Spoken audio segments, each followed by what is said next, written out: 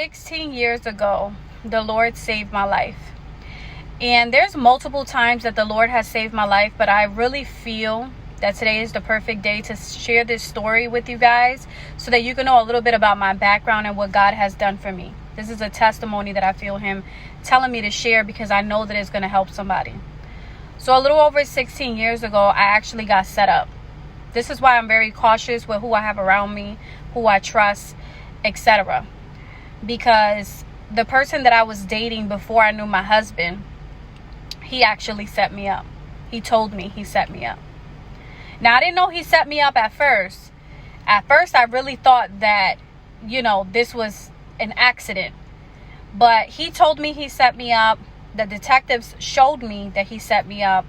And, it was a really hard time in my life. So what happened was I was getting my nails done one day.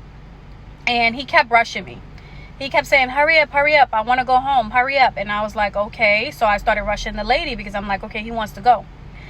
Thankfully, my sister was there that day and she offered to stay with my son. I normally don't leave my son with anybody, but for some reason this day I was like, okay, I'll leave my son with you, no problem. And I left her with him. And so we left, we got on the train. So again, we ended up leaving. We got on the train. When we were on the train, he started to say, do you want to go to McDonald's? I remember this day like it was yesterday. And I said, well, you said you wanted to go home. You were rushing me. He's like, yeah, I know. I just wanted to get out of there. But do you want to go to McDonald's? So me being hungry, right? I said, sure, no problem. I'm not thinking nothing of it. This is someone that I was dating for 4 years. This is someone that I went to school with, someone that I had a kid with. I'm not thinking anything of it. I'm literally just like, sure, no problem. We get to McDonald's and we sit down. When we sit down, we order and stuff like that, And then when we sit down, there's a girl that comes up to him and she kisses him right by his mouth. Literally right by his mouth. And I said, who is that girl? I said, go tell her something or I'm going to tell her something. That was my response at the time. I don't know why, but that's what I said. And he said, no, just leave it alone. And I said, no, tell her something or I'm going to tell her something because I'm sitting right here and that's pretty disrespectful. He didn't want to handle it. I said, okay, no problem. So I got up, walked over to the girl. Her name was actually Tamika. I went to school with her. And when I noticed who she was, I was a bit confused, but I wasn't even putting too much attention of the fact that I knew her because it happened so fast. When she kissed him and turned around, I didn't really get to see her face. But when I confronted her and I saw her face, I'm like, wait a minute, I know you. So I proceed to tell her the next time you see him, do not kiss him near the lips. Say hi to him regularly. Do not do that. Don't disrespect me like that. She's staring at me like just smiling in my face, smirking. Like I knew she wanted a problem. And at that time, I actually was not saved. So I'm really surprised that I didn't go off. But something helped me hold my composure that day where I literally was like, okay, no problem. I said what I said. I'm going to go sit down, right? And so I went and I sat down. When I went to go sit down, it only took a couple of minutes where he's sitting in front of me. And behind him, you know how they have the glass mirrors at McDonald's? So behind him is the glass mirrors where you can see out. But if you look at the glass, you can also see the reflection behind you. So I'm noticing that he's not eating and he's looking behind me and he has a face like, oh God. And so when I look at the reflection behind me, I notice she's behind me and that there's a whole bunch of people behind me and there's people coming in through the front door, the bathroom, the back door, people just coming in from everywhere. And I'm like, what is going on? So I get up and I turn around because I said, I'm not going to just continue to let all these people pile up behind me. Let me turn around and stand my ground. So that's what I did. As I'm standing my ground and I'm facing this woman, he's still sitting down. He's still sitting down. He's not getting up. He's not interfering. He's not trying to break it up. He's sitting down. So again, he's sitting down. He's not getting up to help me. And I'm confused on why he's still sitting down. But I didn't have enough time to worry about why he was still sitting down because I was worried about the people that I had to face in front of me. So she's there with her fist balled up. She's crying. And I'm just like, okay, what's up? Like, I'm going to talk to y'all raw how I was acting that day. This was over 16 years ago. I'm like, what we doing? And so when I went to go look at him because I was still shocked that he was still sitting there, she hits me in the face. When she hits me in the face, we proceed to start fighting. It was an even fight. We're there, you know, I'm not proud of it, but unfortunately this is something that I had to go through in my life. We're fighting. It's an even fight. And then here comes everybody else around me starts to jump in. I start feeling multiple hands inside of my hair. They're yanking my head this way, yanking my hair that way. They're slamming my head on the McDonald's floor. They're kicking my head. I remember every time I tried to get up, I was on my knees and I tried to get up and fight back. They were like, run backwards, run back forward, kick me in my head. It was so many people that there was no way for me to fight back. I was literally getting jumped. And all I could hear him saying was, stop, stop, stop. That was the only thing I heard him saying. But in my mind, I'm like, what's going on? Like, is this guy helping me? Because I can feel multiple hands all over me and I don't feel like I'm getting help. There was so many people literally beating me so bad. I'm being like calm about this story right now, but if I can actually show you guys what happened, you guys will be shouting and yelling that I'm even still alive right now, like praising God. Because the way that I got jumped by so many people, the way they were slamming my head on the floor, the way they were kicking my head, the way they were literally just, I mean, wanted to kill me. And then I ended up passing out and being unconscious for a while. I remember just laying there. And when I woke up, I can feel blood coming off of my head, off of my face. And I get up and I'm super dizzy. And can you believe that this man is still sitting in the same spot that he was sitting when we were sitting together? He didn't get up. He didn't try to check on me. He didn't say, let me help you. I grabbed my jacket, walked out of McDonald's, and he didn't come after me. He didn't say, no, wait for me, let me help you. Like, he literally just let me get jumped and also let me leave McDonald's on my own. Thankfully that day, God had a lady driving by in a truck, and she seen that I was discombobulated. Like, I'm falling all over the place. I'm dizzy. She sees my black and blue. She sees the blood, and she's like, oh my God, come over here. Let me help you. That was literally God himself. When I got in the lady's truck, she started asking me, oh my God, what happened? And I was like, all I can remember saying was, I got jumped. And I'm just crying. I can't really think straight. My head is pounding. I'm dizzy. I can barely see. I don't even know if this is a stranger that could kidnap me at this point. But somebody had to help me because I couldn't walk straight and he just left me there, you know? So she proceeds to, thankfully she asked me, where do I live? I was living with him at the time. Thankfully, I can still remember the address. She brings me to the address. I remember busting in through his mother's doors, screaming, saying, he didn't help me. I told her what happened. When he came home, I was very angry. I did grab a knife. I did try to attack him with the knife because I wasn't saved at that time. I was young. This is my son's biological father. I just had a kid. I'm literally only 17 years old. And my son is only 1, and the person that I trusted and that I gave a kid to left me for dead, lost my trust completely. And his excuse was that they had a gun to him. That was what he said at first. He said, they had a gun to me. That's why I couldn't help you. If I would have helped you, then I would have died. And me being ignorant, of course, I'm young at the time. I'm not thinking clear. I forgave him. Even after that, I believed him when he said that they almost tried to kill him with a gun. I was 17 years old. So even after all of that, still stood with him. Didn't leave right away because I trusted that there was a gun being held to him. But I knew something was weird. Let me tell you something. People's motives, people's reactions, people's energy, it will never lie.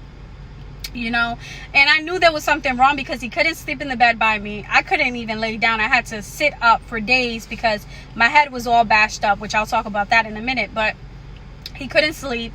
He would stay up at the corner of the bed, on the floor, on his PlayStation all night. He was acting very weird towards me, wouldn't really look at me in my eyes. Like, I knew something was weird.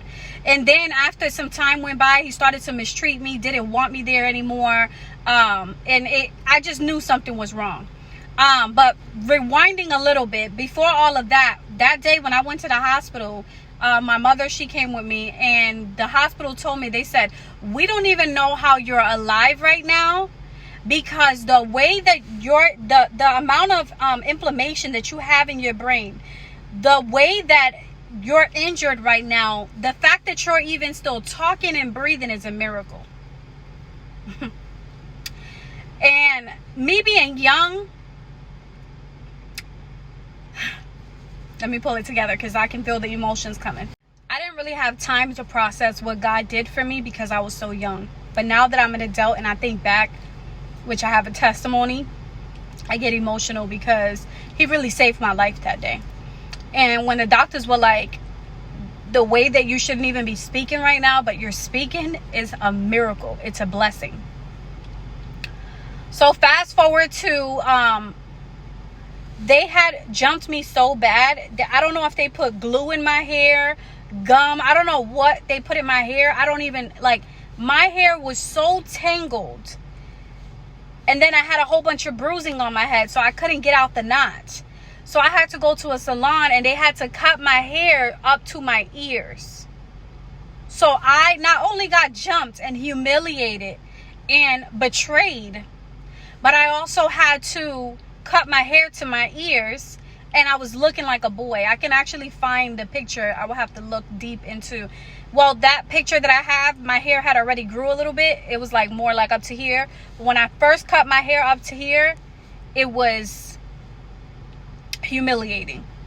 Now I wouldn't care because, you know, hair to me is just hair.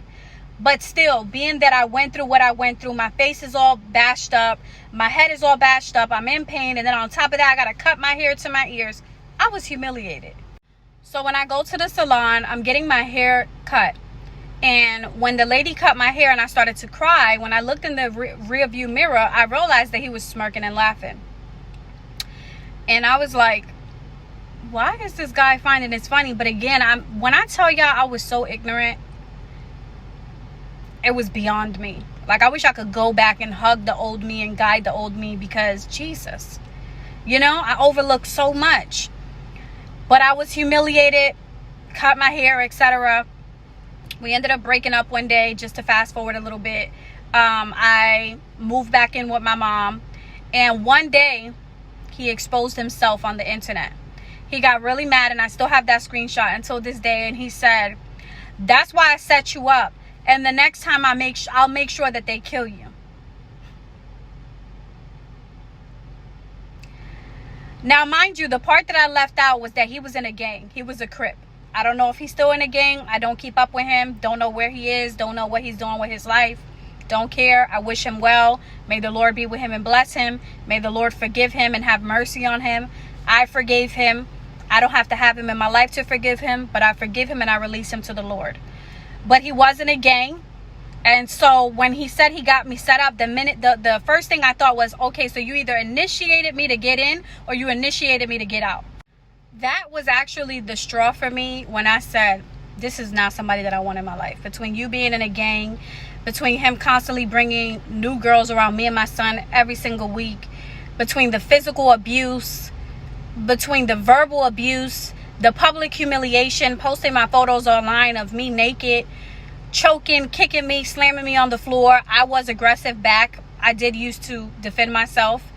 But him being a man, just slamming me into walls and just doing what he was doing. This is not to publicly humiliate him. This is to share my story. After all, I'm not even saying his name, so I'm really sparing him right now, as I don't do things like that. I'll share my story online. I'll share a testimony. I'll share something that I went through, but I'll do it to give God the glory without even saying the person's name, because I don't operate like that.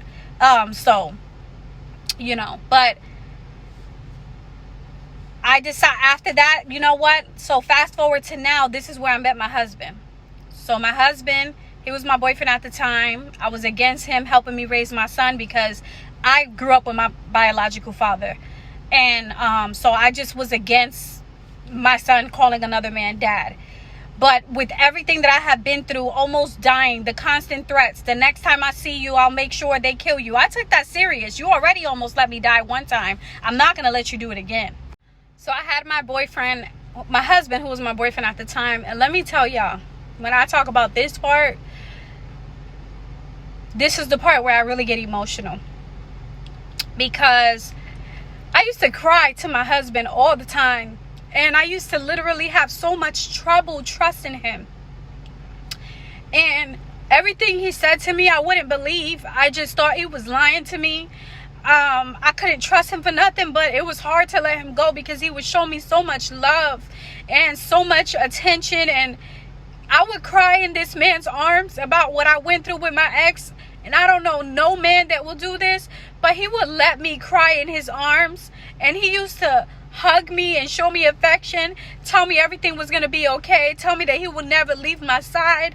Like, he was there, y'all. And this video is to give God the honor and the glory, but also to thank him for my husband, because he truly used my husband to help me get strong past that. Like, he was there. I would cry in this man's arms about the next man, and he didn't care. He loved me so much. He would uplift me every single time.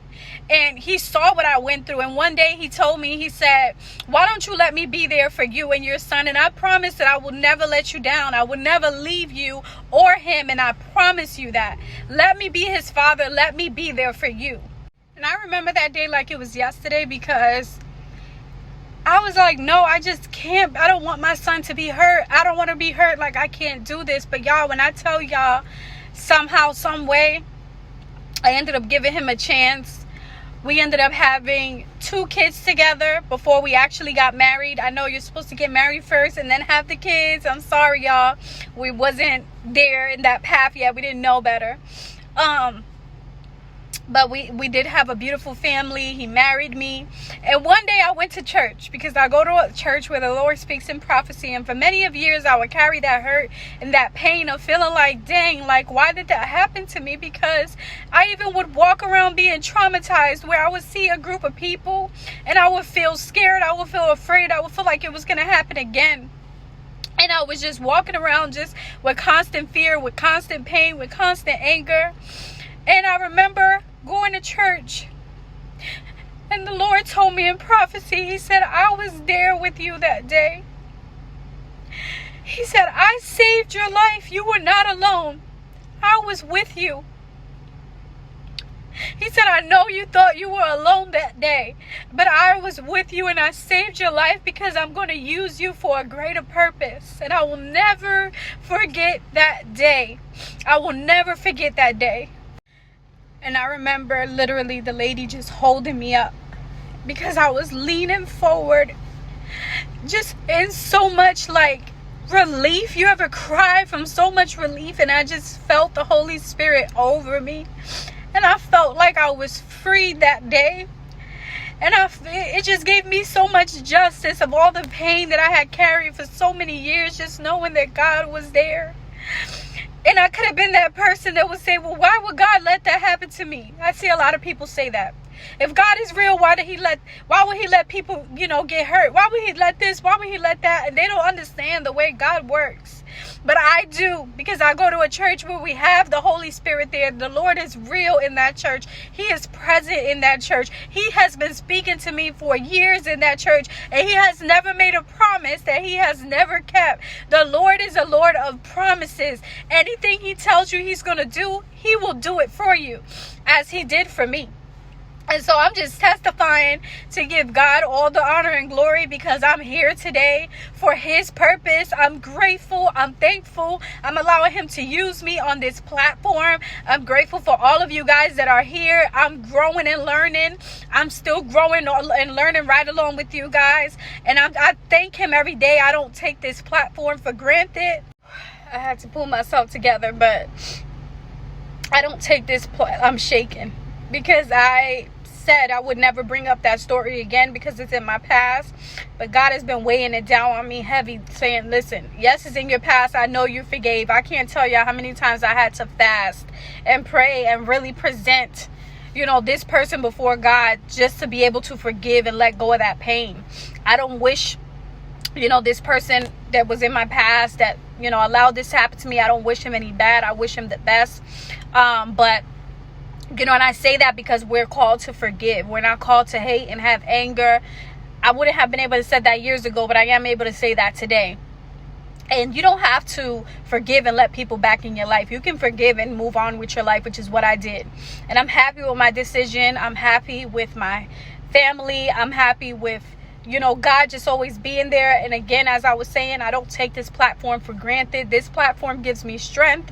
It reminds me of who God is. I'm grateful that he feels that I'm qualified enough to share and preach his word.